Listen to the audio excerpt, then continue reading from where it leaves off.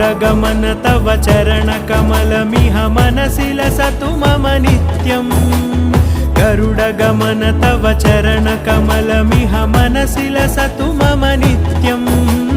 मनसि लसतु मम नित्यं मम तापमपाकुरुदेव मम पापमपाकुरुदेव मम तापमपाकुरुदेव मम पापमपाकुरुदेव